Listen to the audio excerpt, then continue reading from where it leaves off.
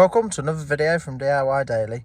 Just put together a short video just running through and fixing a fault on this 2016 Ford Focus ST, and it's the 2 litre diesel. Basically the issue we've got, the engine warning lights on the dash, and we've plugged it in with the Topdown Phoenix Light 2 diagnostic machine. We've done a full code scan on it, and the fault that we've got in the engine ECU is P2455 particulate filter pressure sensor A, circuit high voltage. So I'll just show you what we found the fault to be and how we've fixed it. And just before we get into the video, if you haven't already subscribed to the channel, just click on the red subscribe button below to make sure you don't miss out on any future content. We'll just get under the bonnet now and show you what the fault is. Right, so just coming under the bonnet from the front, if you just come down to the side of the battery here, this connector that you can just see is the connector for the DPF pressure sensor. I'll just pop that off, just put it on loosely just to show you where it was. That's the DPF pressure sensor there, which they are quite common to fail in.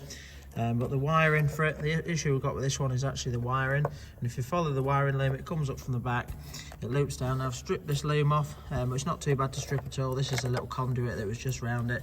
I've just peeled some of that back, took the tape off to access it, and just moved this little connector there.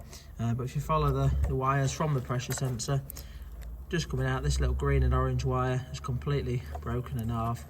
And if you just look at the brown and blue one there, you can just see it's damaged, so we're going to repair that one as well. But the last wire is actually okay, I haven't actually damaged that one. But all that happens is just where it goes into the wiring loom at the back,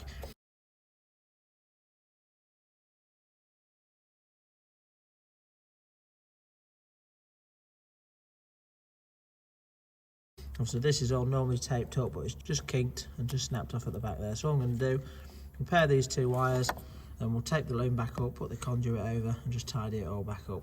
I just put this video together in case anyone's struggling with a fault. They've put a pressure sensor on it, hasn't actually fixed the problem. It might be worth just checking this bit of wiring as well. So just for now, I'm just going to run you through how I'd repair these wires. I'm going to repair it using some solder connectors, which I'll show you, and then we'll get it all put back together. So I'll just run through that now. Right, now there's a few different ways that we can repair these wires, and we're going to use these solder connectors tonight. They're quite a nice bit of kit. All you need to do is just cut them, sleeve them over, and just gently warm the solder. The solder will melt, seal it up, and then these little bands there seal as well, and just close it off. Now sometimes if I've got a bit of room, I'll put the solder connectors on, then I'll put a bit of heat shrink over the top as well. But it's a bit tight in there and you can't get the heat shrink out of the way enough. So I'm just going to just use the connectors, and then we'll just tape it up. So a few of the tools we're going to use, just going to use a pair of fine snips. We've got some wire strippers, and then we've got some wiring loom tape as well. So, and just to heat, you can use, we've got like a soldering iron sometimes that we use with like a heat lamp section on it just to melt them. But it's actually got no gas in it at the minute, so I'm just going to use this little mini blowtorch to warm the connectors, that's all.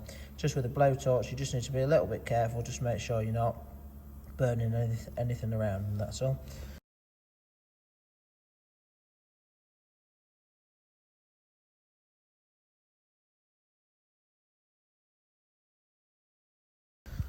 We'll just get the camera set up while we repair the wires, and we'll just show you as soon as it's repaired, we'll just clear the fault codes and just prove that it's definitely fixed the fault. This fault, obviously with the broken wires, a permanent fault, you can try clearing it, the fault code just come back straight away. So but we'll just crack on, get it repaired now.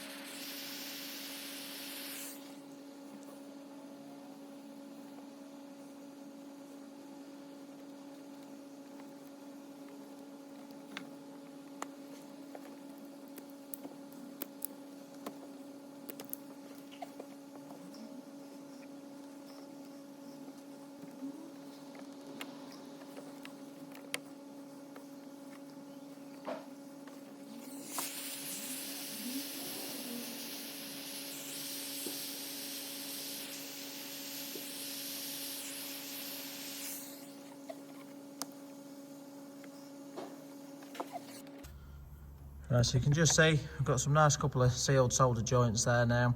Obviously the second wire wasn't actually fully broken, but it just bared the main sheathing, so just in cutting that and re-sleeving it just sort of seals it up again. So all I'm going to do now is just put the loom back together, just tidy it all up with some wiring loom tape. We'll get that connected back up and just attempt to clear the fault code and see that it's definitely fixed the fault. So I'll just whiz through that quick now on the video.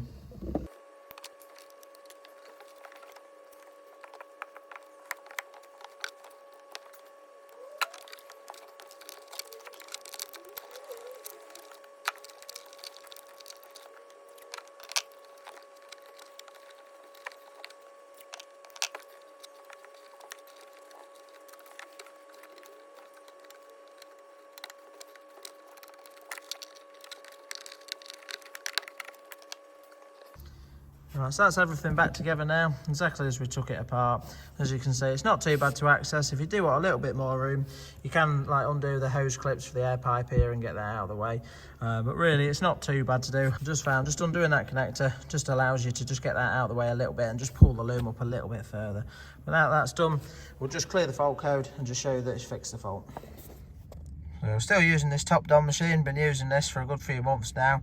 It's been absolutely spot on, really, been well chuffed with it. I'll put a link to the machine if you're interested in it in the description below. But just carrying on with the video, obviously we've got that pressure fault in there, so now we'll come back onto it, we'll clear the fault codes, and before I couldn't clear it, it would just come straight back in, just a permanent fault. So you can see straight away, that's just cleared it out. Now this screen on this machine is like a full diagnostic scan. It's reading all the ECUs, really only needed to read into the engine ECU. But if you've been watching any of my videos, I always like to do a full scan every time that I'm using it. So but that's cleared the fault. I'm just going to give it a quick run now. Once I've done the run, I'll just give you a quick update as well, just to say that it's definitely fixed it again. But I thought I'd share the video just in case it helped anyone with the same problem.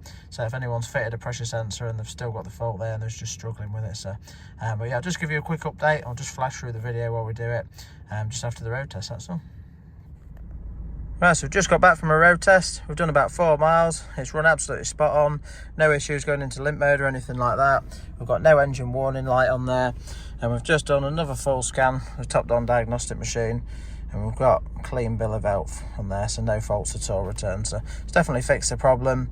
And yeah, thanks again. Hope you like the video. And don't forget to check out the next one. And we'll see you next time.